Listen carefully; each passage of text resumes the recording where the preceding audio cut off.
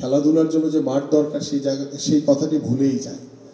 But আমি আপনাদেরকে ইস্যুর করতে চাই, বাংলাদেশ জাতীয়তাবাদী দল বিএনপি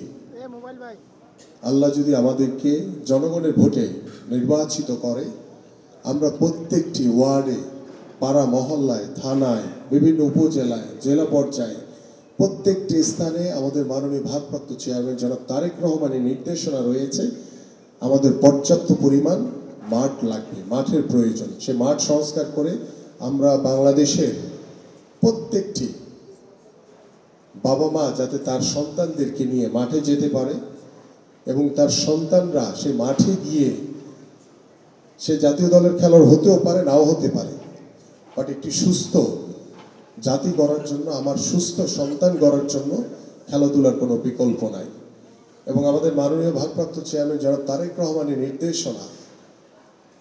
আমাদের শুধু ফুটবল, ক্রিকেট, হকি কিংবা অন্যান্য যে ইন্ডিভিজুয়াল গেমগুলো রয়েছে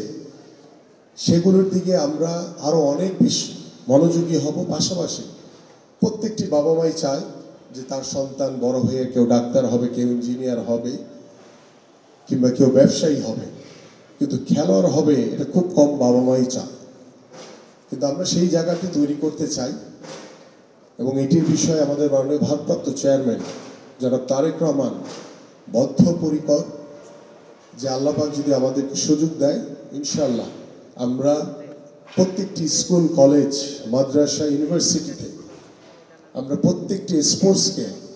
বাধ্যতামূলক করা হবে এবং সে প্রত্যেকটা স্পোর্টস টিচার থাকবেন, তারাও প্রশিক্ষিত, যে যে ইভেন্টে পারদর্শী, আমরা সেই ধরনের টিচারদেরকে এখানে ইনভলভ করব। যে একজন আমাদের যেমন স্কুলে ছোটবেলায় আমরা দেখেছি যে একজন ক্রীড়া শিক্ষক থাকে, তিনি সব কিছুই খেলান, ফুটবলও খেলান, ক্রিকেটও খেলান, ব্যাডমিন্টনও খেলান, সব কিছুই খেলান, কিন্তু বেসিক্যালি সে কিন্তু স্পোর্টসের না। কিন্তু আমরা এই জায়গাগুলোতে নতুন চিন্তা ভাবনা নিয়ে তরুণ প্রজন্মকে আকৃষ্ট করার জন্য, তরুণ প্রজন্ম, যুব সমাজকে আমরা এই যে আমাদের যুব সমাজ বললে একটা মাদকের কথা চলে আসে, যে আমাদের যুব সমাজ যেভাবে মাদকাসক্তর দিকে চলে গেছে, গত 17 বছর ধরে এই স্বৈরাচার সরকার আমাদের যুব সমাজকে ধ্বংস করে ফেলেছে, মাদকের দিকে ঠেলে দিয়ে। ওই যে একজন বদির কথা শুনেছেন কক্সবাজারের, সে কি জিনিস আমদানি করেছে, কি করেছে, সবই আপনাদের অবগত আছে। এই ধরনের লোক যখন সংসদে বসে তাহলে বাংলাদেশ কিভাবে আগাবে বলে? আমরা সেই জায়গা থেকে ঘুরে আমরা চাই যে একটি সুস্থ সুন্দর জাতি তৈরি করার জন্য খেলাধুলা হবে অন্যতম একটি মাধ্যম এবং মাদক মুক্ত বাংলাদেশ গড়ার জন্য খেলাধুলা হবে অন্যতম একটি মাধ্যম। সেই খেলাধুলাকে প্রাধান্য দিয়ে আমরা সব সময় চেষ্টা করব যে শুধু আজকে ইঞ্জিনিয়াররা না, প্রকৌশলীরা না, বাংলাদেশের প্রত্যেকটি প্রতিষ্ঠান যারা বিভিন্ন জায়গায় আপনারা রাষ্ট্রীয়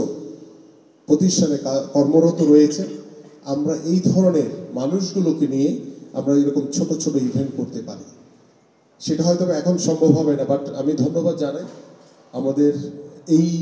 শীতকালীন ব্যাডমিন্টন টুর্নামেন্টে যারা অর্গানাইজ করেছেন, যে আপনারা এত চমৎকার একটি আইডিয়া নিয়ে আপনারা যারা প্রকৌশলী রয়েছেন তারা সকলেই এখানে অংশগ্রহণ করবেন, আপনাদের পরিবারগুলো উপস্থিত হবে এবং খেলাধুলার মাধ্যমে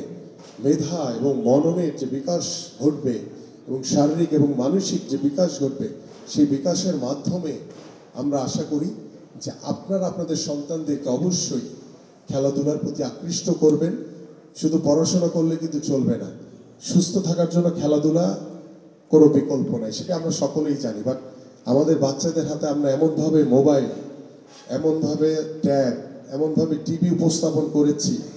যে ভবিষ্যৎ প্রজন্ম আমাদের কোন দিকে যাবে সেটা আসলে কিন্তু আমরা সন্দিহান। এবং আমাদের পড়াশোনার ক্ষেত্রে আমাদের আরও সহনশীল হতে হবে, কারণ আমাদের মাননীয় ভারপ্রাপ্ত চেয়ারম্যান মহোদয় তিনি এই বিষয়টি নিয়েও অত্যন্ত খুব সিনসিয়ারলি, কেয়ারফুলি কাজ করছেন যে আমাদের সেই শিক্ষা ব্যবস্থা সেটাকে আরও কিভাবে সহজ করা যায়। এই যে আমাদের ছোট ছোট বাচ্চাদের প্লে গ্রুপ থেকে যে পরিমাণ বইয়ের চাপ দিয়ে বাধ্যতামূলকভাবে তাদের উপরে, এই ছোট বাচ্চাদের উপরে যে চাপ প্রয়োগ করা হয়, আমরা সেটিকে